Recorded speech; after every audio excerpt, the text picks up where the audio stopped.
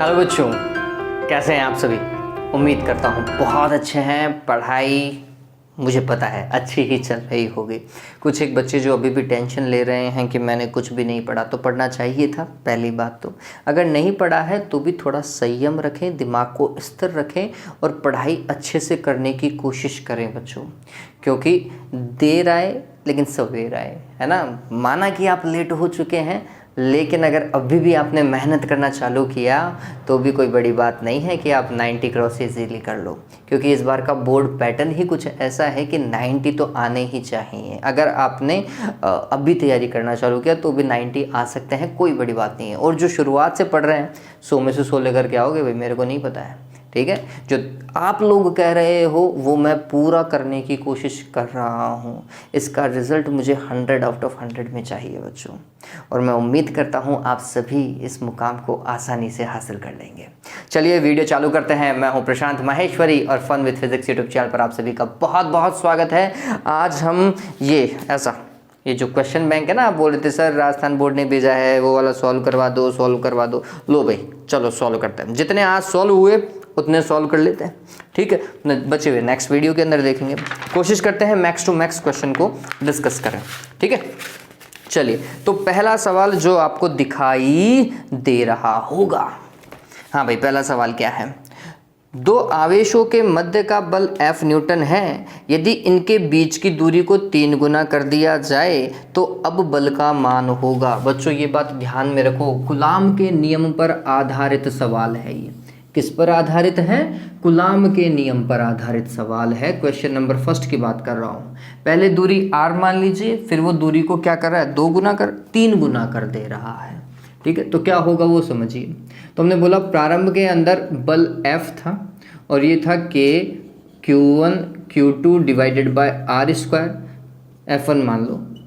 और second case में जब दूरी को क्या कर दिया गया है बच्चों, 3 गुना कर दिया गया है, तो फिर क्या होगा, Q1 Q2, दूरी R की जगह 3R रखें और उसका स्क्वायर कर दीजिए, तो ये हो जाएगा K Q1 Q2 divided bye 9R square हो जाएगा क्या।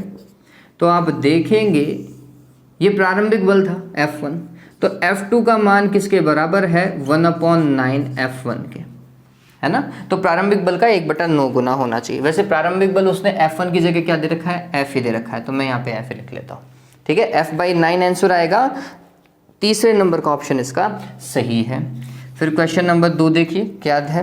यदि दो आवेशों के बीच कांच की प्लेट रख दी जाए तो उनके मध्य कार्यरत विद्युत बल पूर्व की तुलना में हो जाएगा। देखिए इस चीज को समझिए, क्या बोल रहा है कि पहले तो निर्वात था, निर्वात के अंदर उनके बीच में बल कितना होगा, 1/4 पाई epsilon not Q1 Q2 divided by R square, ठीक है। ये निर्वात में लगने वाला बल। अब बोल रहा है कांच की प्लेट को रख दिया। अब कांच की प्लेट का कुछ ना कुछ क्या होगा, परावैद्युतांक होगा, है ना, विद्युतशीलता होगी।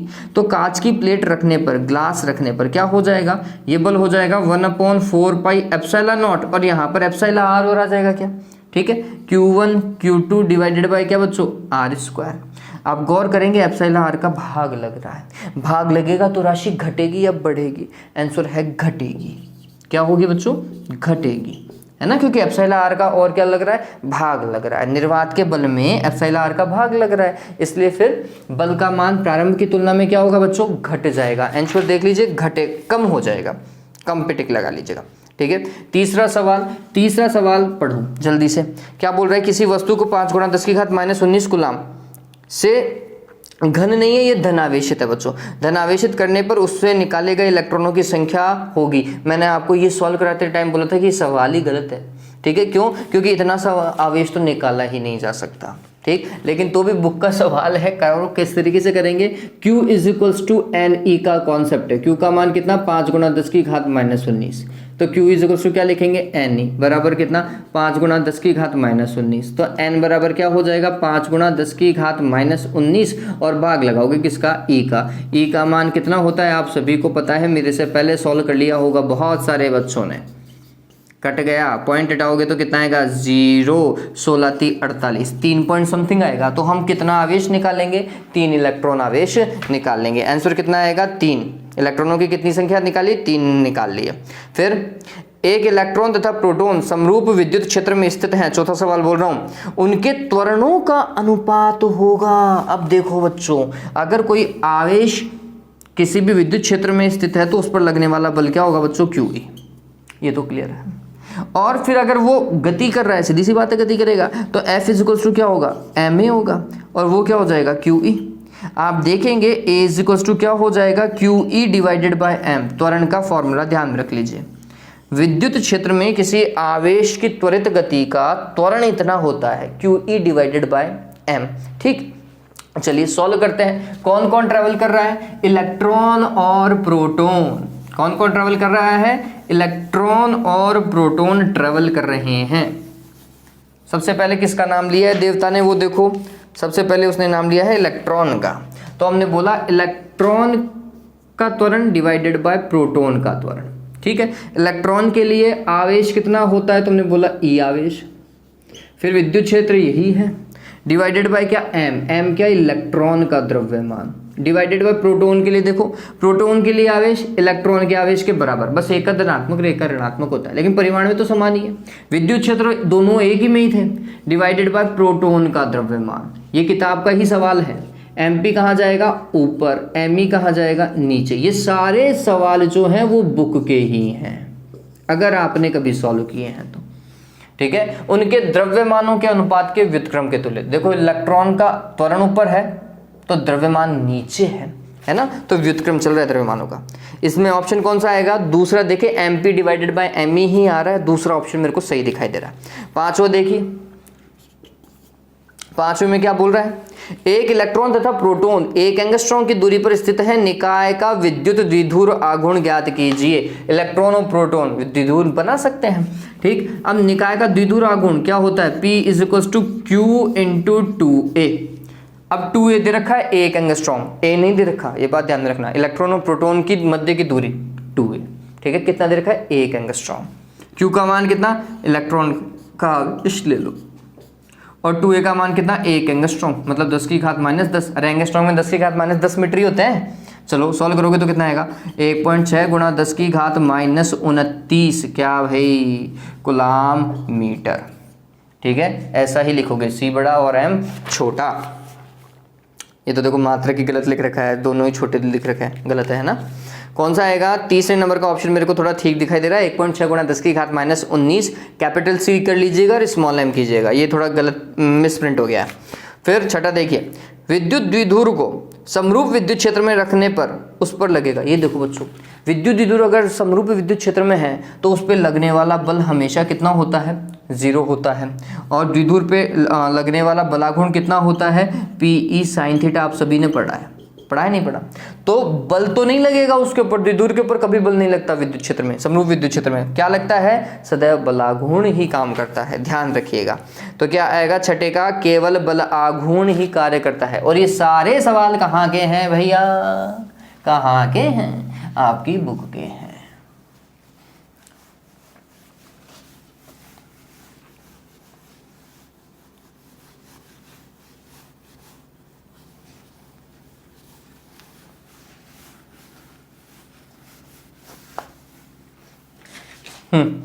देखो आगे, सातवां, दो बिंदु आवेश +9e तथा +e परस्पर 16 सेंटीमीटर की दूरी पर स्थित है। इनके मध्य एक अन्य आवेश Q कहाँ रखा जाए कि वह साम्य अवस्था में रहे। ये सवाल वैसे आपकी बुक का ही सवाल है, तो भी मैं करवा देता हूँ वापस। ये तीसरी बार करवा रहा हूँ ये सवाल, देखा जाए तो क्या बोल रहा है, दो आवेश हैं,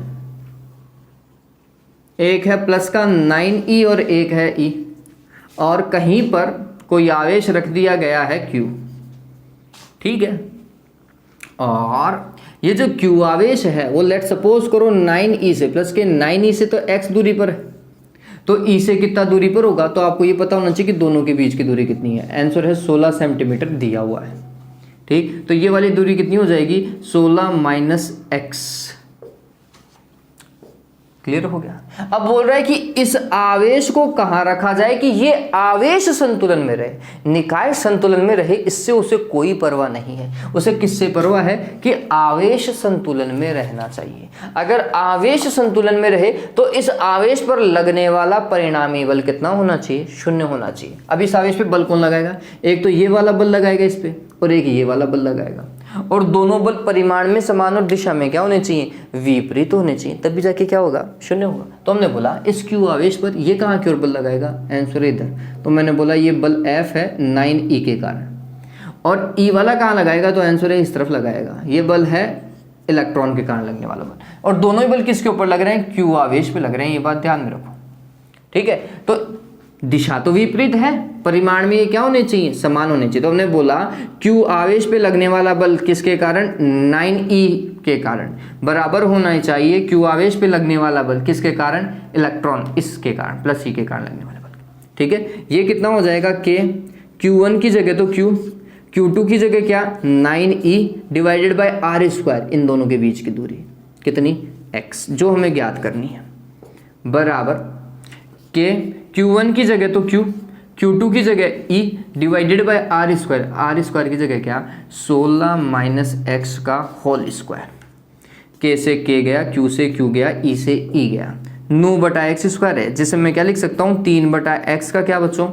होल स्क्वायर लिख सकते हैं। इधर तो ऊपर की रामायण ही खत्म हो गई, ये हो गया 16 माइनस एक्स और इसका होल स्क्वायर लिख दो। क्या होल स्क्वायर से होल स्क्वायर को हटाओ एक बार के लिए, तो क्या आएगा? 3 बटा एक्स बराबर होगा 1 बटा 16 माइनस एक्स। वज्र गुणा करो, 16 3 48 है ना, 16 3 48 माइनस 3x आया क्या? बराबर में कितना? x। इस 3x को उठा करके दूसरी तरफ पटको, तो 48 बराबर x प्लस 3x कितना हो गया? 4x हो गया। तो x का मान कितना आएगा देवताओं? 4 का भाग लगाओ 48 में, मेरे हिसाब से तो 12 सेंटीमीटर आते हैं, यही आते हैं। तो प्लस के 9E से कितना दूरी पर? 12 सेंटीमीटर की दूरी पर, ठीक है। तो E से कितना? 16 माइनस 12 कितना होता है? 4 सेंटीमीटर। ऑप्शन देखो कौन सा सही बैठ रहा है।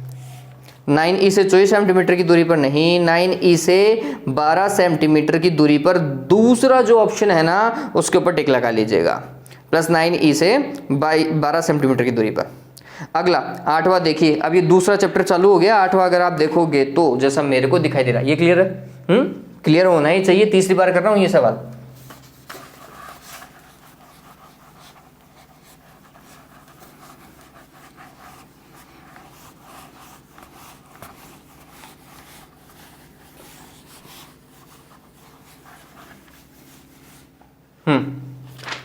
देखो क्या बोल रहा है, किसी घन के भीतर प्लस माइनस क्यू आवेश, प्लस माइनस क्यू आवेश मतलब एक प्लस का क्यू और एक माइनस का क्यू आवेश वाले एक विद्युत द्विध्रुव को रखा गया है। ये लो आगे खुद ही बोल दिया, विद्युत द्विध्रुव को रखा गया है। तो घन से निर्गत कुल विद्युत फ्लक्स का मान होगा 0। क्यों? क्योंकि घन में टोटल आवेश कितना है? 0। प्लस का क्यू और माइनस का क्यू मिलकर के कितना हुआ? 0 हुआ। तो फ्लक्स क्या होता है बच्चों?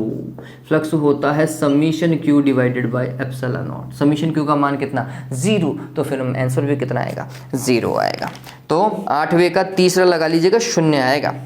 एक साबुन के बुलबुले को ऋण आवेश देने पर उसका पृष्ठीय क्षेत्रफल बढ़ने लगता है। पृष्ठीय क्षेत्रफल बढ़ेगा तो उसकी त्रिज्या भी क्या होगी? बढ़ेगी। तो ये 9वां था। 9वें का क्या आएगा? बढ़ेगा। उसकी त्रिज्या भी क्या होगी? बढ़ेगी। ध्यान में रखिएगा, बढ़ जाती है। दूसरा लगा लीजिएगा, वायु में स्थित इकाई धनावेश से निकलने वाले संपूर्ण विद्युत फ्लक्स का मान कितना होता है? देखो, इकाई धनावेश मतलब Q का मान कितना? 1 कूलाम हो गया। से निर्गत फ्लक्स कितना? Q divided by epsilon not. Q का मान कितना? 1 डिवाइडेड बाय एप्सिलॉन नॉट। तो 1 बटा एप्सिलॉन नॉट, जिसे एप्सिलॉन नॉट इनवर्स भी कह सकते हैं। ठीक है, ध्यान में रखिएगा। दूसरा ऑप्शन देखिए, 1 बटा एप्सिलॉन नॉट है, पता चला। चलिए आगे देखिए, 11वां सवाल है, एक लंबे सीधे आवेशित तार के कारण उत्पन्न विद्युत क्षेत्र की तीव्रता का मान 1 बटा आर के साथ तीव्रता का 1 बटा आर के साथ परिवर्तन आरेख बनाइए। देखो कौन सा पहले टॉपिक पढ़ोगे, वो टॉपिक क्या है? एक लंबा सीधा आवेशित चालक तार, इसके कारण विद्युत क्षेत्र कितना होता है? 2k lambda divided by are. यही होता है। आप सभी को पता है कि विद्युत क्षेत्र जो है वो आर के क्या होता है, व्युत्क्रमानुपाती, या फिर 1/r के समानुपाती, 1/r के क्या समानुपाती। और वो ग्राफ किसके बीच में बोल रहा है, ई और 1/r के, आर के नहीं बोल रहा, ई और 1/r के। तो 1/r के तो समानुपाती है, अगर समानुपाती है तो ये तो बहुत बार किया है आपने, अरे किया है नहीं किया है देवताओं, कैसा आएगा, ऐसा आएगा। समानुपाती का ग्राफ तो देवताओं ऐसे बनाते हैं, ठीक है। तो कौन सा आएगा, तीसरे नंबर का। देखिए मेरे को यही ज़्यादा ठीक दिखाई दे रहा है। 11वां पता चल गया कैसे होगा, 12वां देखिए, ये बुक के ही सवाल हैं, इसने कुछ अलग काम नहीं किया है देवताओं। देखो, दो चालक गोलों की त्रिज्याएं क्रमशः a व b हैं। इन्हें समान पृष्ठीय आवेश घनत्व से आवेशित करने पर इनकी सतह पर विद्युत क्षेत्र की तीव्रताओं का अनुपात होगा। देखो, दो चालक गोले, त्रिज्याएं कितनी हैं, a और b, और दोनों पर पृष्ठीय आवेश घनत्व क्या है, समान है। तो मैं कह सकता हूं कि a गोले का पृष्ठीय आवेश घनत्व बराबर है किसके, b गोले के पृष्ठीय आवेश घनत्व के। एक तो ये, ठीक। चलो, इससे हमें क्या मिला वो समझिए। इससे हमें ये मिल सकता है, देखो सिग्मा ए बराबर क्या हुआ, तो हमने बोला पृष्ठीय आवेश घनत्व क्या होता है, आवेश बटे क्षेत्रफल। आवेश पहले गोले का कितना, QA डिवाइडेड बाय उसका क्षेत्रफल कितना, 4πr²। r² की जगह a लिख दूं क्या, यही है। तो QA का मान कितना हो गया, sigma a into 4πa²। Clear. इसी तरीके से अगर QB निकालोगे तो कितना होगा, सिग्मा b और 4πb² होगा क्या। अरे ये तो क्लियर हो गया ना कि सिग्मा क्या प्रदर्शित करता है, Q divided bye A। Q तो ऐसा का ऐसा, और A क्या, क्षेत्रफल। गोले का क्षेत्रफल कितना होता है, 4πr²। पहले गोले की त्रिज्या A थी इसलिए R की जगह A लिख दिया, दूसरे गोले की त्रिज्या B थी इसलिए R की जगह B लिख दिया, और तो कोई दिक्कत है ही नहीं। चलो, अब क्या बोल रहा है, इनकी सतह पर विद्युत क्षेत्र की तीव्रताओं का अनुपात। तो पहले गोले की सतह पर विद्युत क्षेत्र की तीव्रता E है, और दूसरे गोले की सतह पर विद्युत क्षेत्र की तीव्रता EB। ये कितना होगा, ये होगा K पहले गोले पर आवेश डिवाइडेड बाय दूरी का वर्ग a² अनुपात K दूसरे गोले पर आवेश QB उसका स्क्वायर है ना, सॉरी QB डिवाइडेड बाय क्या, B का स्क्वायर।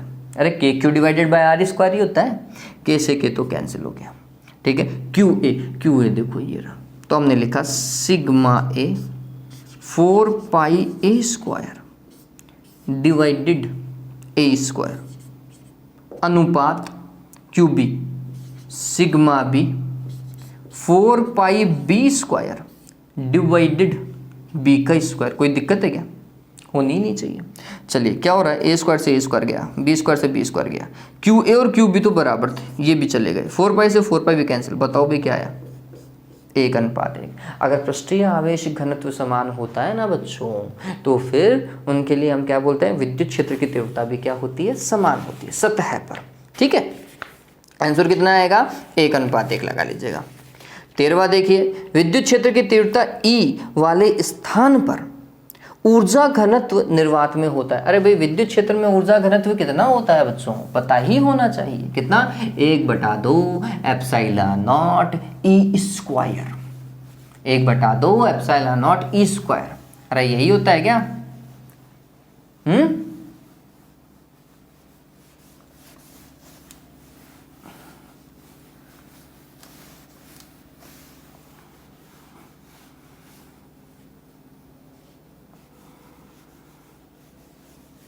या फिर 1/2 σ² डिवाइडेड बाय ε0। ऊर्जा घनत्व ध्यान में रखिएगा क्या होता है, 1/2 ε0 E² होता है, या फिर 1/2 σ² डिवाइडेड बाय ε0 होता है, ठीक है। ये ध्यान में रखिएगा। कौन सा ऑप्शन यहाँ पे दिखाई दे रहा है, 1/2 ε0 E²। चौथे को एक बार के लिए गौर करके देखिए, सबसे सही वही दिखाई दे रहा है, और में तो उकचुक दिखाई देगा आपको, है ना। फिर 14th देखिए, एक विद्युत क्षेत्र में, 14th की बात कर रहे हैं, ये 13 था। क्या बोल रहा है, एक विद्युत क्षेत्र में किसी बिंदु पर विद्युत विभव का मान 200 वोल्ट है। किसी बिंदु पर विभव का मान कितना है, 200 वोल्ट है, ठीक है। फिर क्या बोल रहा है, तो इलेक्ट्रॉन को वहां तक ले जाने में किया गया कार्य W इज इक्वल टू क्या होता है बच्चों, QV होता है। इलेक्ट्रॉन 1.6 गुणा 10 की घात -19, V का मान कितना 200। ठीक, अब गुणा कर लीजिएगा भाई, तो मैं तो 2 को इससे गुणा करूंगा तो 3.2 और ये 2 जीरो इसके साथ में ले जाता हूँ, 10 की घात -17 हो जाएगा जूल। ठीक, अब यहाँ पर कई बार क्या दिया होता है, माइनस दिया होता है। क्यों दिया होता है, क्योंकि इलेक्ट्रॉन का आवेश वो कैसा लेता है, माइनस का लेता है, इसलिए। तो इसका पहला ऑप्शन जो है वो देखिए माइनस का 3.2 गुणा 10 की घात -17 जूल परफेक्ट है। ठीक है, 15वां देखिए, 15वां क्या बोल रहा है, 15वां बोल रहा है R1 तथा R2 त्रिज्या के दो आवेशित चालक गोले समान विभव पर हैं, मतलब VR1 का मान VR2 के बराबर है, विभव समान है। तो इनके पृष्ठीय आवेश घनत्व का अनुपात क्या होगा। अब इनका क्या पूछ रहा है, पृष्ठीय आवेश घनत्व का अनुपात, है ना, मतलब सिग्मा R1 अनुपात सिग्मा R2। चलिए अगर ऐसा है तो थोड़ी रामायण को समझने की कोशिश करते हैं। हमें ये पता होना चाहिए कि ये होता कितना है, उसके बाद में आगे काम करेंगे। तो अगर विभव की बात करें तो ये हो जाएगा K, ठीक है, इसका आवेश कितना Q1 मान लेता हूँ, डिवाइडेड बाय किसका square, sorry R1, K Q divided by R होता है, तो K Q1 divided by R1 is equals to क्या, K Q2 divided by R2। ऐसा ही है, K से K तो क्या हुआ, कैंसिल हो गया, कहीं कोई दिक्कत नहीं है। ठीक, तो इसका मतलब ये है Q1 डिवाइडेड बाय R1 का मान बराबर है किसके, Q2 डिवाइडेड बाय R2 के। इस चीज को ध्यान में रखो। चलिए अब यहां पर आओ, ये सिग्मा होता है Q डिवाइडेड बाय A, तो इसका आवेश पहले का Q1 डिवाइडेड बाय A, क्षेत्रफल कितना 4 पाई R1 का स्क्वायर, ऐसा ही लिखूं, अनुपात।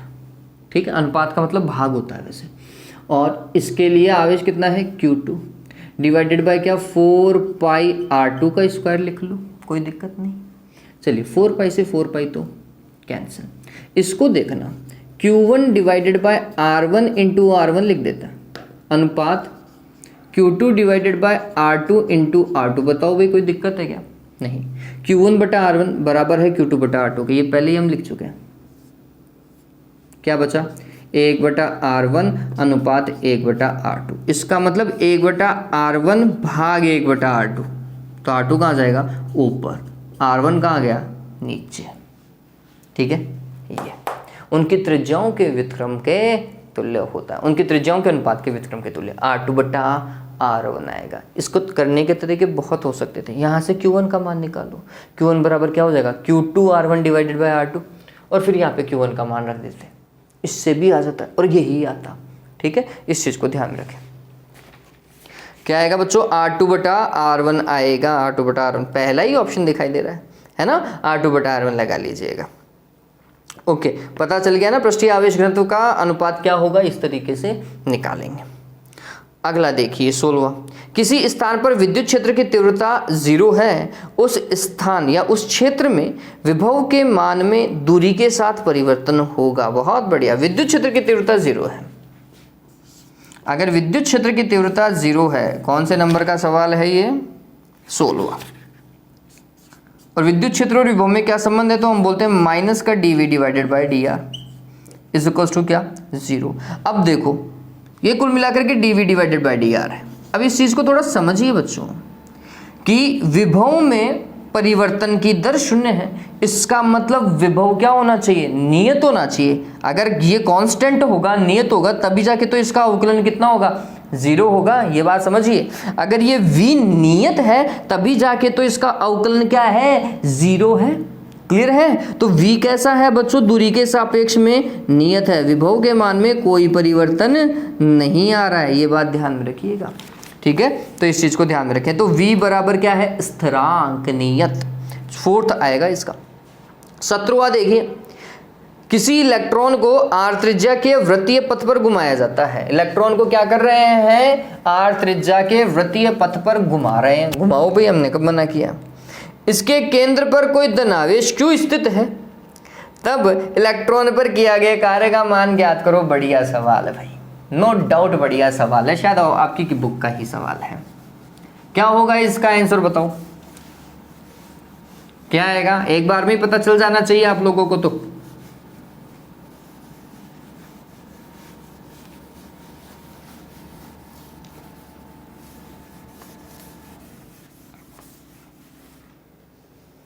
हाँ भाई, हाँ तो ये है, कहाँ गया रे, हाँ देखो, कोई r त्रिज्या का वृत्त है और इस पे किसी इलेक्ट्रॉन को घुमा रहे हैं या किसी आवेश को घुमा रहे हैं। इस वृत्त के केंद्र पर कितना आवेश है, q आवेश है। तो इस q आवेश के कारण इसके वृत्त की परिधि के हर एक बिंदु पर विभव कितना होगा, kq डिवाइडेड बाय r। तो ये जो वृत्त की परिधि है वास्तविकता में क्या है बच्चों, एक समविभव पृष्ठ है। क्या है, समविभव पृष्ठ है ना। इस चीज को ध्यान में रखना। सवाल कौन सा है, मैं सवाल संख्या देख लूं, कहां पे गया, 17वां। और समविभव पृष्ठ पे किसी भी आवेश को घुमाने में क्या क्या कार्य कितना होता है, 0। इस बात को ध्यान रखें, ये प्रॉपर्टी है ना। तो आंसर कितना आएगा, 0 लगा लीजिएगा। 18वां देखिए, 18वां क्या बोल रहा है, 2 मीटर त्रिज्या के एक आवेशित खोखले गोलीय चालक के पृष्ठ पर 500 वोल्ट विद्युत विभव है। चलो मान लिया। वैसे खोखला चालक गोला है बच्चों, आना ही नहीं है सवाल, नहीं आएगा, सभी को पता है, ठीक है। तो वैसे चलो बता देता हूं, तो भी खोखला चालक गोला और उसकी त्रिज्या कितनी है, 2 मीटर है। ये 2 मीटर है भाई, है ना। फिर क्या बोल रहे हैं, और इसके पृष्ठ पर कितना, 500 वोल्ट है विद्युत विभव। केंद्र से 1.5 मीटर की दूरी पर विभव का मान कितना होगा, केंद्र से 1.5 मीटर की दूरी, इसका मतलब अंदर ही हो गया क्या। और आपको ये पता होना चाहिए किसी भी ठोस चालक गोले और खोखले गोले के जितना सतह पर विभव होता है उतना ही अंदर विभव होता है। अगर सतह पर 500 वोल्ट है तो अंदर भी हर एक बिंदु पर कितना होगा, 500 वोल्ट होगा, वो दूरी पे निर्भर नहीं करेगा। तो आंसर कितना आएगा, 500 वोल्ट लगा लीजिएगा। 18वें का 4th आएगा, है ना। 19वां देखिए, 19वां क्या है, मिटा दूं इसे तो 18वां सवाल नहीं आ सकता। मैं बोल रहा था ना, ऐसे बहुत सारे सवाल हैं जो कि बोर्ड के पैटर्न में है ही नहीं। ये पहला सवाल बताया मैंने, और ऐसे 3-4 सवाल और गिनाऊंगा अभी तो मैं।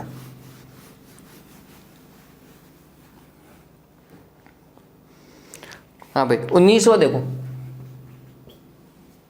क्या बोल रहा है, 1000 छोटी छोटी पानी की बूंदें जिनमें प्रत्येक की त्रिज्या स्मॉल आर है ना। छोटी बूंदें हैं और सबकी त्रिज्या कितनी है, स्मॉल आर है, और सब पे आवेश कितना है, स्मॉल क्यू है, मिलकर के एक बड़ी बूंद बनाती है। तो एक कॉन्सेप्ट तो ध्यान में रखो, क्या भाई, 1000 छोटी बूंदों का आयतन बराबर होना चाहिए एक बड़ी बूंद के आयतन के। ये कॉन्सेप्ट तो काम करेगा ही, आयतन बराबर होता है। बड़ी बूंद का विभव छोटी बूंद के विभव की तुलना में कितना होगा। तो पहले तो हम बोलते हैं छोटी बूंद का विभव कितना होगा, v और स्मॉलर ड्रॉप का। तो छोटी बूंद पर आवेश है q और उसकी त्रिज्या को हमने माना r, तो kq divided by small r। बात खत्म। चलिए, तो ये तो छोटी बूंद के लिए था। अब बड़ी बूंद के लिए काम करते हैं। तो हमने बोला कि 1000 छोटी बूंदों का आयतन एक बड़ी बूंद के आयतन के बराबर होना चाहिए। तो बड़ी बूंद का आयतन, मैं आयतन लिख देता हूं, कंफ्यूज नहीं हो। आयतन किसका, बड़ी बूंद का, बराबर होना चाहिए 1000 छोटी बूंदों के आयतन के, स्मॉलर के, ठीक है। बड़ी बूंद का आयतन कितना, तो भाई गोला है, बूंद है तो गोला है, और गोले का आयतन होता है 4/3 पाई आर क्यूब। बड़ी बूंद की त्रिज्या को कैपिटल आर लिख लो, ठीक है, और आर क्यूब बराबर 1000। छोटी बूंद का आयतन कितना, 4/3 पाई स्मॉल आर क्यूब, उसकी त्रिज्या स्मॉल आर मानी है, 4/3 पाई से 4/3 पाई जाता रहा। तो आर क्यूब बराबर क्या आ गया, 1000 आर क्यूब आ गया क्या। इसका मतलब आर बराबर कितना आएगा, घनमूल लो इसका, 1000 का घनमूल कितना, 10, और आर क्यूब का कितना, आर, पता चल गया क्या। चलिए, बड़ी बूंद का आवेश होगा क्यू, और वो किसके बराबर होगा, आवेश संरक्षण का नियम लगाओ। कितनी छोटी बूंदें मिलाई, 1000 छोटी बूंदें मिलाई। एक छोटी बूंद का आवेश कितना, स्मॉल क्यू, तो 1000 छोटी बूंदों का आवेश कितना, 1000 क्यू। आवेश संरक्षण का नियम तो लागू होगा ही होगा भाई, है ना, आवेश थोड़ी चेंज कर सकते हो आप। चलिए, तो बड़ी बूंद का विभव कितना होगा, के बड़ी बूंद पर आवेश डिवाइडेड बाय बड़ी बूंद की त्रिज्या। के बड़ी बूंद पर आवेश कितना, 1000 स्मॉल क्यू, बड़ी बूंद की त्रिज्या कितनी, 10 आर। 1 0 से 1 0 गया, 100 को बाहर ले लूँ क्या, तो ये तो 100 के Q divided by small R आ रहा है क्या बड़ी बूंद के लिए, और ये देखो ये छोटी बूंद का विभव है। तो हमने बोला बड़ी बूंद का विभव है 100 छोटी बूंदों के विभवों के तुल्य। ठीक है, कितना गुना? 100 गुना। एक छोटी बूंद के विभव का 100 गुना होगा। ठीक है, ध्यान रखिए। तो आंसर कितना आएगा? 100 आएगा। दूसरे नंबर का ऑप्शन सही है बच्चों। मैं एक बार के लिए वीडियो चेक करूँ कि बहुत टाइम हो गया वीडियो चेक नहीं किया, और ख़राब नहीं होना चाहिए वीडियो, इसलिए चेक कर लेते हैं एक बार के लिए। हाँ चलो ठीक आ रहा है। डन डना डन डन। हाँ भाई 20वां सवाल देखिए, किसी गोलीय चालक की धारिता का मान समानुपाती होता है। गोलीय चालक की धारिता 20वां तो है। हाँ, गोलीय चालक की धारिता C is equals to 4 pi epsilon nought R होता है। तो धारिता समानुपाती होती है त्रिज्या के। आपके बुक का ही क्या है? ऑब्जेक्टिव क्वेश्चन है, C समानुपाती R। ध्यान में रखिएगा। ठीक है, तो क्या ऑप्शन लगाओगे बच्चों? पहला C समानुपाती R का ऑप्शन लगा लीजिएगा, आगे दिखाई देगा वो। हाँ भाई 21वां देखो, पढ़ लो एक बार के लिए। अरे गोलीय की धारिता तो पता है ही ना, संधारित्र की नहीं बोल रहा। गोलीय संधारित्र और गोलीय की धारिता दो अलग अलग चीजें हैं बच्चों, है ना, कंफ्यूज मत हो।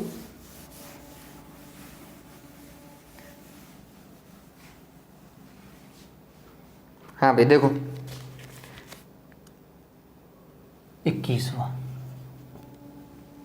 दो गोलाकार चालकों की त्रिज्याओं का अनुपात 1:2 है। गोलीय चालकों की त्रिज्याओं का अनुपात R1:R2 कितना?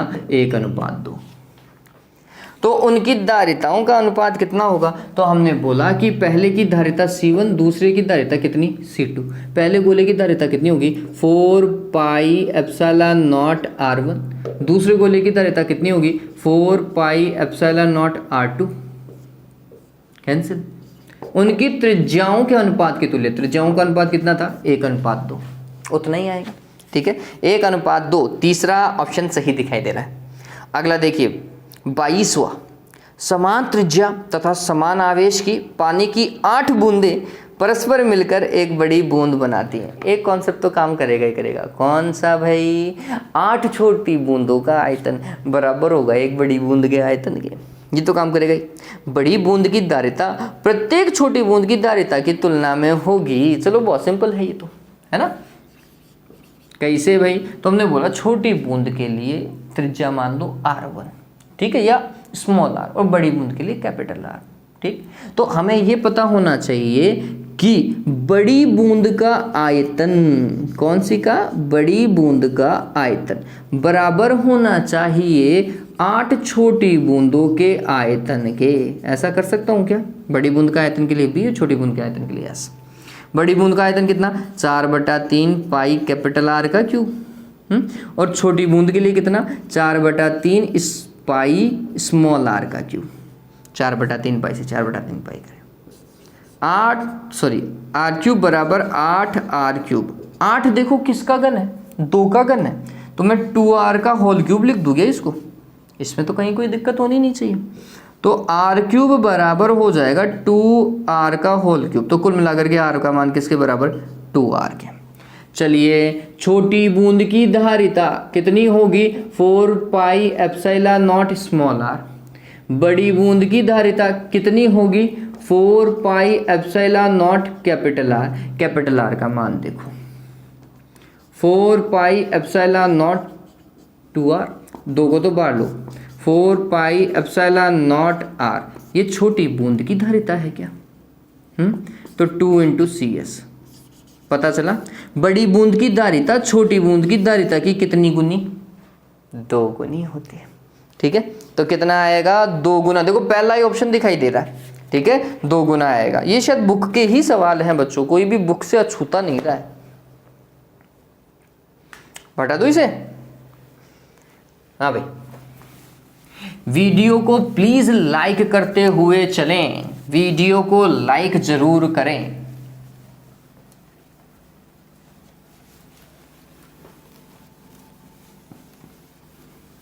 जिनको पसंद नहीं आए वो डिसलाइक कर सकते हैं, लेकिन मैं वीडियो में ऐसा कोई काम कर नहीं रहा हूं जिससे डिसलाइक करें, और आपकी इच्छा की बात है भाई। ऑलराइट। हाँ 23वां सवाल देखिए, 23rd क्या बोल रहा है, समान त्रिज्या तथा समान आवेश की पानी की 8 बूंद, नहीं 22वां पढ़ने लग गया मैं। देखिए यदि एक संधारित्र को Q आवेश देने पर संग्रहित ऊर्जा कितनी है, W है, तो आवेश दुगना करने पर संग्रहित ऊर्जा क्या होगी। अब ये सवाल जो है बहुत बार बच्चे मिसकॉन्सेप्ट खा सकते हैं। देखिए संग्रहित ऊर्जा, पहले तो बोल रहा है कि Q आवेश दिया तो संग्रहित ऊर्जा W है। संग्रहित ऊर्जा के 3 फॉर्मूले, क्या, Q² divided by 2C, half CV², अरे यही तो है, ठीक, और क्या, W = हाफ QV। ये 3 फॉर्मूले हैं, कौन सा चूज करें। तो आपको ये चीज समझने की हमेशा आवश्यकता रहेगी, समझिए आपको ये चीज समझने की हमेशा आवश्यकता रहेगी कि अगर आप आवेश को दोगुना करते हैं तो विभव भी दोगुना होगा। इस चीज को सदैव समझिएगा। तो अगर उसने बोला आवेश को 2Q करो तो विभव भी 2V हो जाएगा। उसने बोला नहीं है लेकिन ऑटोमेटिकली होगा भाई, ठीक है, होगा। आवेश को दुगना करते ही विभव भी कितना हो जाएगा, 2 गुना हो जाएगा। लेकिन धारिता पर कोई प्रभाव नहीं पड़ेगा, ठीक है, क्योंकि धारिता तो इन दोनों के अनुपात के तुल्य ही होती है, तो फिर कहाँ से प्रभाव पड़ेगा, धारिता पर कोई प्रभाव नहीं पड़ेगा। लेकिन आवेश को दुगना करने पर विभव भी दुगना हो जाएगा। अब बच्चे क्या करते हैं वो और मैं समझा देता हूँ। बच्चों ने पकड़ा कौन सा फॉर्मूला, ये नहीं पकड़ा, लेट सपोज करो ये नहीं पकड़ रहे, वो ये पकड़ लेते हैं, ठीक है, ये वाला फॉर्मूला पकड़ लिया तो क्या होगा वो समझिए। वो बोलेंगे, बोल रहा है भाई आवेश को दुगना करो, ये लो 2Q, और विभव में कोई परिवर्तन नहीं किया तो कितना हो जाएगा, 2 को तो बाहर लिख दिया, 1/2 QV। 1/2 QV क्या था, प्रारंभिक था, ठीक, तो ये उन्होंने बोल दिया प्रारंभ का कितना, 2 गुना हो गया, प्रारंभ का 2 गुना। गलती कहाँ हो गई भाई, अगर उसने आवेश को दुगना बोला है तो विभव में 2 गुना करना ये आपकी जिम्मेदारी है। तो विभव को भी किससे गुणा करोगे, 2 से, 2 से गुणा करोगे तो यहाँ पर आएगा 4, प्रारंभ का कितना, 4 गुना। अदरवाइज आप ये चूज करो ना, ये इससे काम सही बैठेगा। W = प्रारंभ में Q² डिवाइडेड बाय 2C। आवेश की वृद्धि करने पर धारिता पर कोई प्रभाव नहीं पड़ता, तो नया जो है वो कुछ ऐसा होगा, आवेश को दुगना किया तो कितना हो जाएगा, 4Q² divided by 2C। Q² divided by 2C था W, तो प्रारंभ का कितना, 4 गुना। इस तरीके से या तो ये चूज करो या ये चूज करो, इससे भी आ जाएगा। विभव को दुगना करो, विभव को दुगना करोगे तो वापस से उतना ही आएगा, ठीक है। चलिए तो पता कितना आएगा, 4 गुना 4W, है ना, दूसरा ऑप्शन टिक कर लीजिएगा। फिर इसके बाद में 24वां, चित्र में दिए गए परिपथ में P तथा Q के मध्य तुल्य धारिता का मान ज्ञात करो। देखो इस तरीके के सवाल का कॉन्सेप्ट मैं करवा चुका हूँ, कॉन्सेप्ट वीडियो बनाया था मैंने, संधारित्र में एक कॉन्सेप्ट वीडियो बनाया था जिसमें मैंने 3 या फिर 4 ही सवाल करवाए थे और इसी तरीके के कुछ सवाल थे। वो अनंत आवेशों का कॉम्बिनेशन था, एक ये वाले सवाल था, ऐसे मैंने 3-4 सवाल करवाए थे जो कि अलग अलग भांति भांति के थे और खतरनाक सवाल थे। तो वहां मैंने बताया था कि अगर कुछ ऐसा कॉम्बिनेशन आ जाए,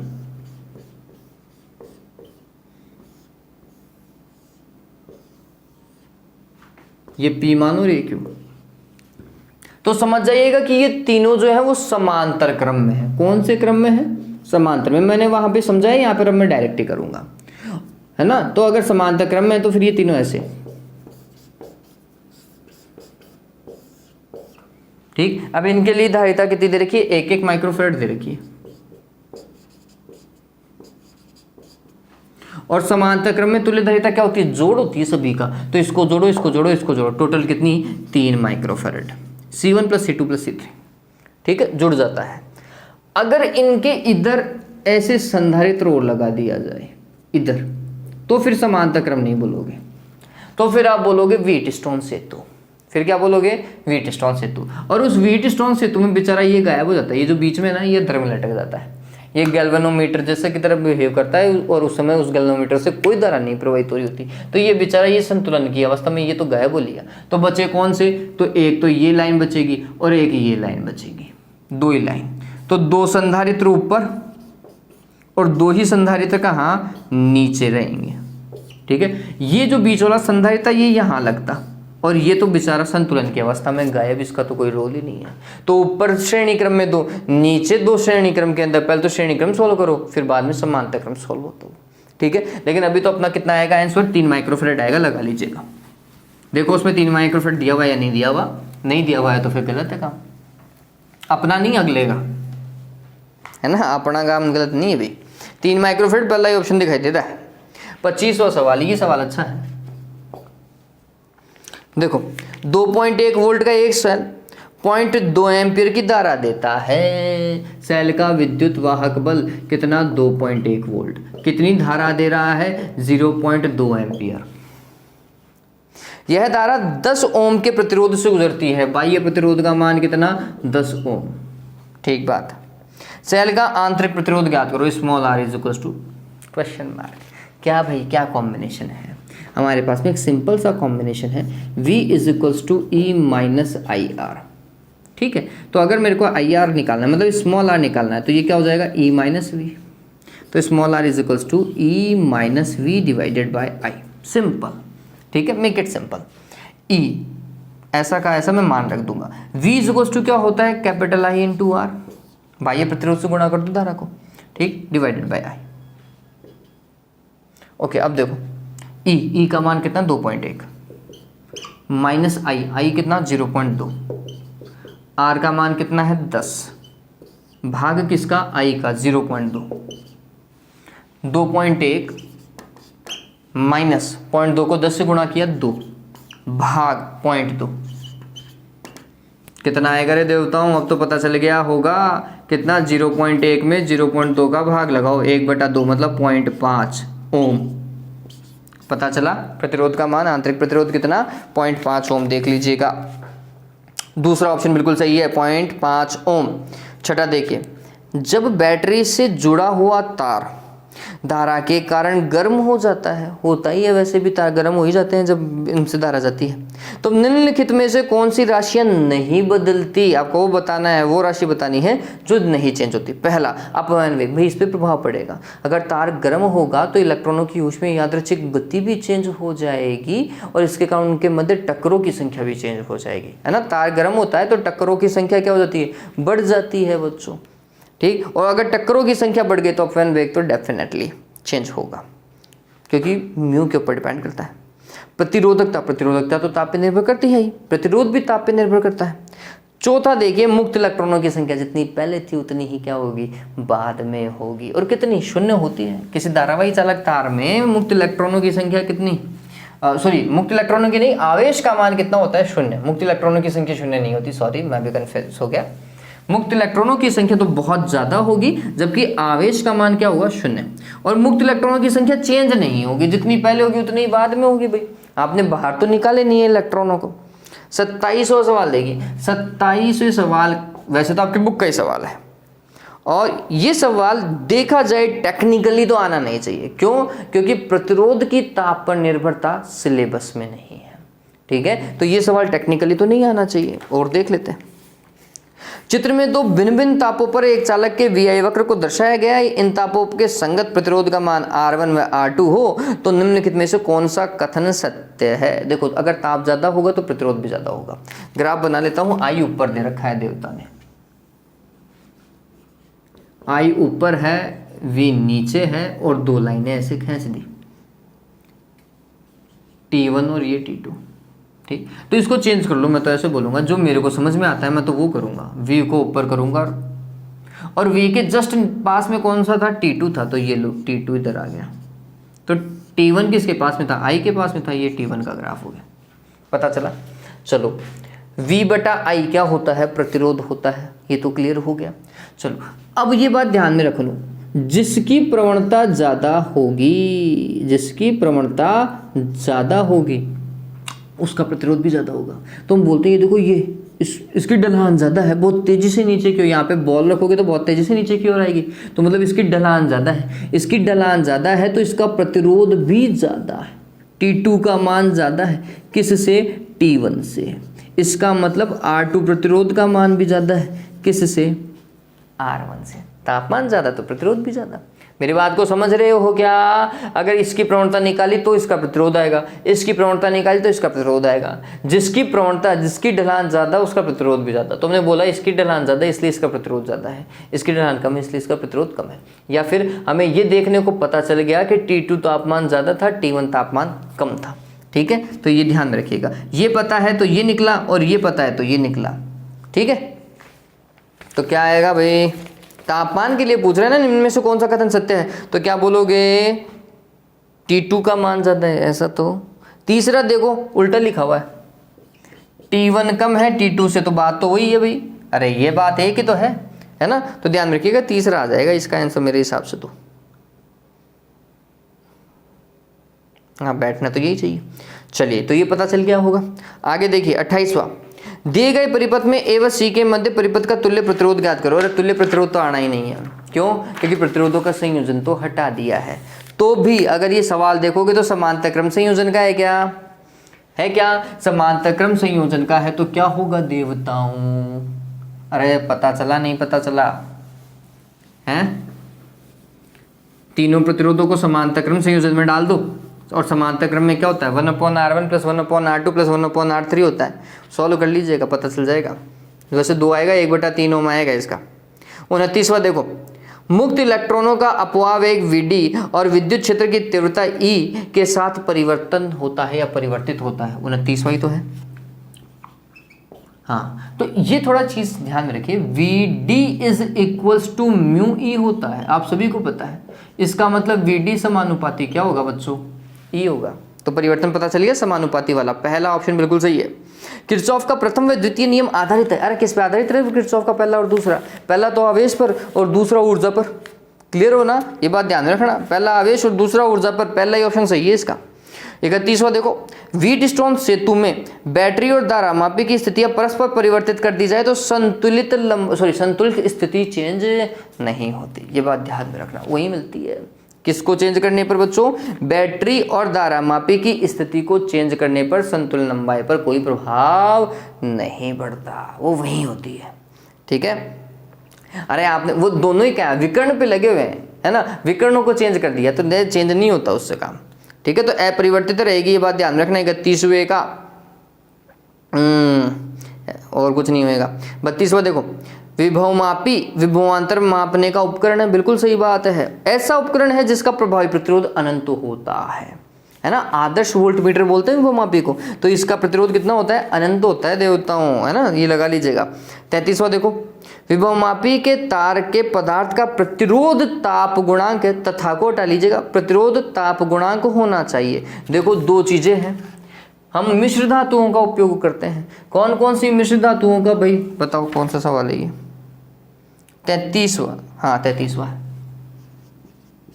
ठीक है, हम मिश्र धातुओं का उपयोग करते हैं। मैग्नीन, कांस्टेंटन, इन्हीं का ही तो उपयोग करते हैं। इनकी क्या खास बात थी? इनकी प्रतिरोधकता उच्च होती है। प्रतिरोधकता क्या होती है? बहुत ज्यादा। जबकि प्रतिरोध ताप गुणांक क्या होता है? बहुत कम होता है। ठीक है, इनका प्रतिरोध ताप गुणांक क्या होता है? बहुत कम होता है। ये ध्यान में रखिएगा, तो कम होना चाहिए। ये चीज ध्यान में रखो जो मैंने अभी बताई है। 34वां देखिए, दिए गए चित्र में धारा I का मान ज्ञात करो। ये लो चित्र।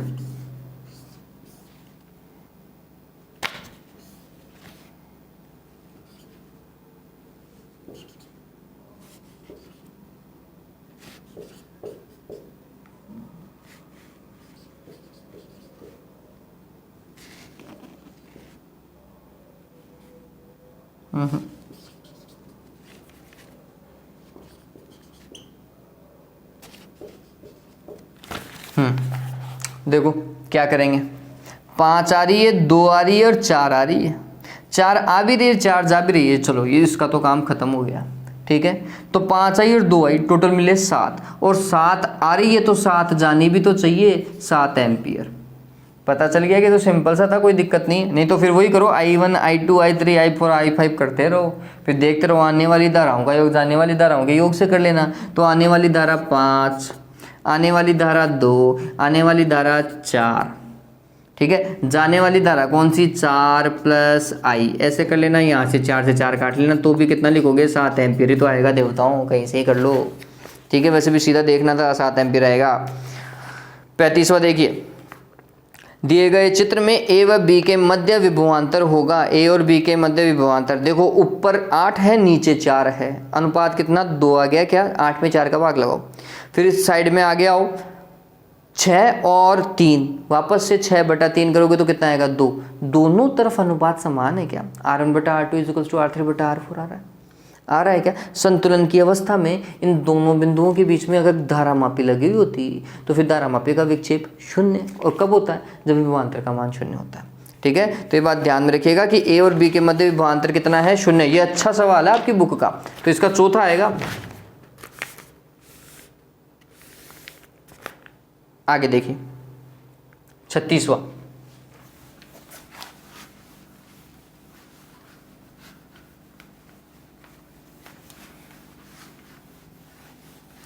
सवाल ज़्यादा तो नहीं हो गए क्या, टाइम नहीं देखा मैंने। देखो 36वां, किसी धारावाही वृत्ताकार कुंडली के केंद्र पर चुंबकीय प्रेरण B0 है, कोई बात नहीं भाई, केंद्र पर किसी भी धारावाही प्रणाली का थोड़ी है, धारावाही कुंडली है, तो धारावाही कुंडली के केंद्र पर चुंबकीय क्षेत्र μ0 Ni/2R होता है भाई, ठीक है, कैपिटल R लिख लो।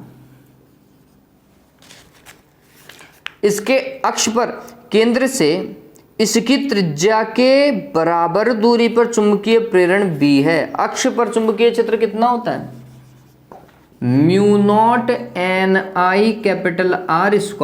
Ni/2R² प्लस x² की घात 3/2, और अकॉर्डिंग टू क्वेश्चन अक्षीय दूरी कितनी होनी चाहिए, उसकी त्रिज्या के बराबर, और उसकी त्रिज्या के बराबर दूरी पर चुंबकीय क्षेत्र कितना है, B है। चलो मान लिया बात, अतः B/B0 का मान होगा, देखो रे भाई देवताओं, मान रखो भाई इसकी जगह, तो कितना हो जाएगा μ0 Ni/R², अरे मान ही रखना है कि इसमें तो कंफ्यूजन नहीं है ना, 2 R का स्क्वायर प्लस यहाँ पर क्या आएगा R², घात कितनी 3/2, चलिए R² प्लस R² हो गया 2R², तो ये हो जाएगा μ0 Ni/R² डिवाइडेड बाय 2, फिर 2R और इसकी घात कितनी 3/2, 3/2 का मतलब समझो, एक घात तो पूरी और एक घात आधी, μ0 Ni/R² डिवाइडेड बाय 2, एक घात पूरी मतलब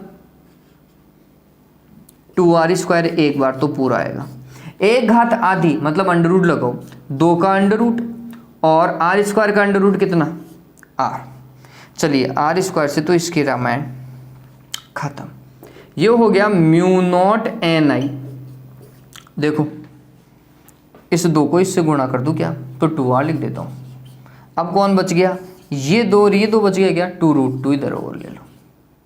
आप गौर करो, ये B0 है, गौर करके देख लो भाई, B0 है ना, तो B = कितना हो गया, B0 divided by 2√2 2R, B0 का भाग लगा दूं किधर, सॉरी B0 का भाग लगा दूं, तो B/B0 = कितना 1/2√2, ठीक है, पता चला। देखिए ऐसा ही आना चाहिए, ये आपकी बुक का ही सवाल है, तो 1/2√2 दूसरे नंबर का क्वेश्चन ऑप्शन जो है वो सही है इसका। फिर 37वां, समान वेग से समरूप चुंबकीय क्षेत्र के लंबवत प्रक्षेपित निम्न में से किस कण पर सर्वाधिक बल लगेगा, जिस पर आवेश का मान ज़्यादा होगा उस पर बल भी लगने वाला ज़्यादा होगा। लिथियम 7 देख लीजिएगा, है ना, इसके पास में 3 इलेक्ट्रॉन होंगे तो इस पे लगने वाला बल क्या होगा, सर्वाधिक होगा, ध्यान में रखिएगा, इसका आवेश ज़्यादा है इन सभी से, ठीक है। तो कौन सा आएगा, 4th आएगा, ये बुक का ही ऑप्शन है ना, बुक का क्वेश्चन है, सॉरी ऑप्शन क्या है, बुक का क्वेश्चन है ये। आगे देखो कितना, 4th लगा लीजिएगा 37वें का। अब 38वां देखो, ये लो, ये भी किताब का ही सवाल है, क्या बोल रहा है, यदि G प्रतिरोध की धारा मापी से मुख्य धारा 2%, मुख्य धारा की 2% धारा पूर्ण स्केल के लिए आवश्यक हो, थोड़ा सा आराम से पढ़ लेते हैं। यदि जी प्रतिरोध की धारा मापी से मुख्य धारा की 2% धारा पूर्ण विक्षेप के लिए आवश्यक है, समझिए ये धारा मापी जिसका प्रतिरोध कितना है जी, मेन धारा कितनी आई है, और इसके पूर्ण विक्षेप के लिए मूल धारा का कितना चाहिए, मात्र 2% चाहिए, 2% ऑफ आई। ठीक है, वो किससे जाए, जी से जानी चाहिए। तो बची हुई किससे जाएगी, शंट से जाएगी। अरे 98% कहाँ जाएगी भाई, अगर 2% ही इससे गुजरी तो फिर 98 तो इससे गुजरेगी ना। 98% ऑफ आई किससे गुजरेगी, शंट से। ठीक है, तो ये ध्यान रखो। हाँ, आवश्यक हो तो पार्श्वपथ, पार्श्वपथ मतलब शंट का प्रतिरोध होगा। ये आपकी बुक का ही सवाल है। तो हमने बोला इसके सिरों पर जितना भी विभवांतर है वो इसके सिरों पर भी विभवांतर के बराबर होगा। इसके सिरों पर विभवांतर कितना, तो आंसर है आई आर।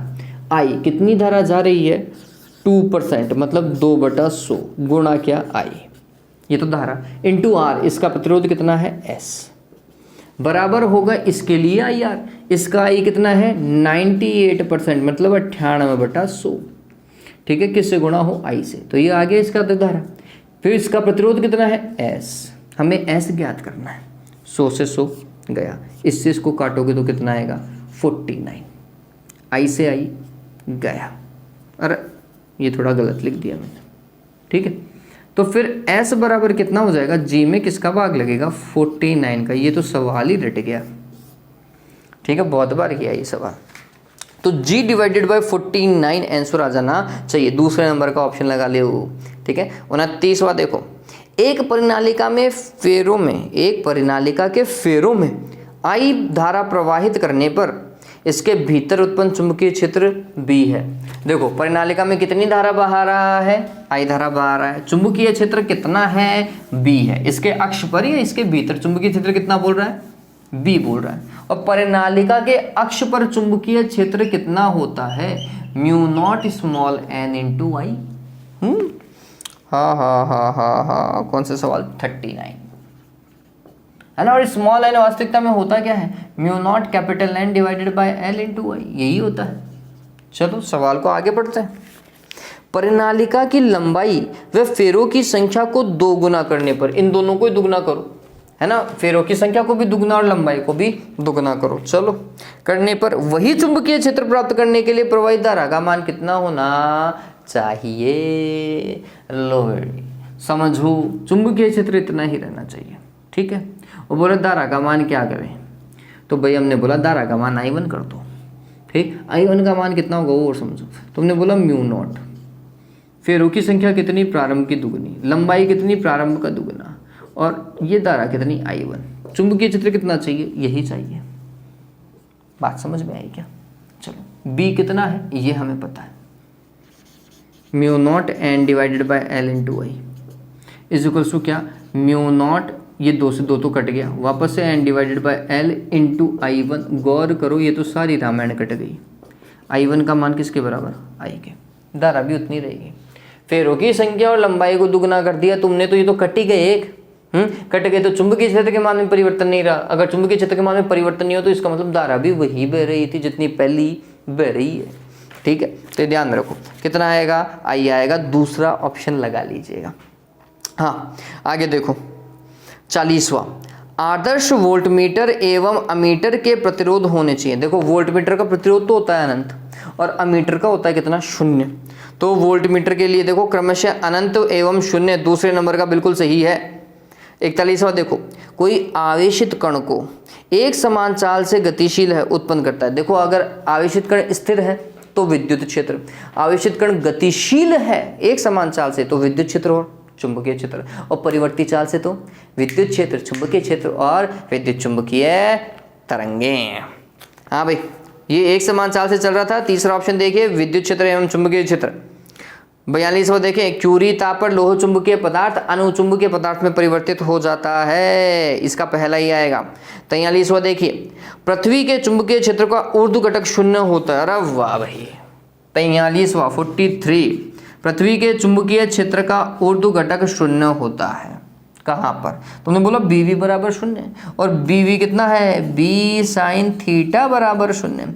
इसका मतलब sin थीटा बराबर 0, इसका मतलब थीटा बराबर 0, जहाँ पर नतिकोण का मान 0 है। अब नतिकोण का मान 0 कहाँ होता है? चुंबकीय निरक्ष पर। कहाँ पर? चुंबकीय निरक्ष, विषुवतीय तल या भूमध्य तल।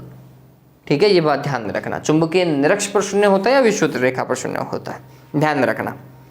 चुंबकीय ध्रुव पर नहीं भाई, चुंबकीय ध्रुव पर तो सर्वाधिक होता है। भौगोलिक ध्रुव पर नहीं, भौगोलिक ध्रुव पर कम होता है, लेकिन होता तो है ही।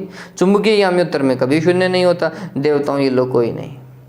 ठीक है, क्योंकि ये ऑप्शन दे ही नहीं रखा था, ना तो निरक्ष दे रखा था, ना ही विषुवत रेखा दे रखी थी। चलिए पता चल गया, कोई नहीं आएगा। चुंबकीय आघूर्ण का मात्रक है भाई, कोर्स का पार्ट ही नहीं है चुंबकीय आघूर्ण, ये बात ध्यान में रखना। चुंबकीय आघूर्ण कोर्स का भाग ही नहीं है, तो ये सवाल न करे तो भी कोई दिक्कत नहीं है, तो भी आपकी सुविधा के लिए बता देता हूँ। चुंबकीय आघूर्ण M होता है, इसका एक फॉर्मूला NIAB है। ठीक है, किसी भी फॉर्मूले से निकाल लीजिए। एक बच्चे ने मेरे को पूछा था कि सर इसके 2 फॉर्मूले, कौन से फॉर्मूले से निकालूं? अरे मात्रक चेंज नहीं होता बच्चे फॉर्मूले से, मात्रक तो वही रहेगा भाई, कोई सा फॉर्मूला यूज कर लो। फेरों की संख्या का कोई मात्रक नहीं होता। धारा का मात्रक एम्पियर, क्षेत्रफल का मात्रक metre square, ampere metre square. हाँ, चौथा ऑप्शन देखिए, एम्पियर मीटर स्क्वायर आएगा। 45वां देखिए, किसी पदार्थ की आपेक्षिक पारगम्यता, किसी पदार्थ की आपेक्षिक पारगम्यता म्यू आर का मान 1.0001, 3 बार 0 या 4 बार 0? 3 बार 0 ही है, तो पदार्थ होगा। अब बच्चों ये देखो, आपेक्षिक पारगम्यता क्या है? धनात्मक है, जो सभी की होती है।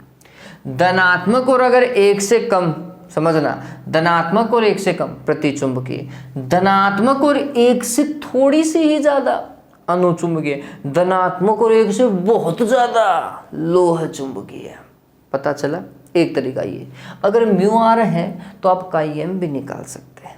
ठीक है, तो काईएम निकाल दो भाई, चुंबकीय प्रवृत्ति 1 घटा दो इसमें से, म्यू आर -1 करते हैं, यही होगा। इसमें से 1 घटाओगे तो कितना आएगा? 0.0001। यहाँ से भी बोल सकते हो।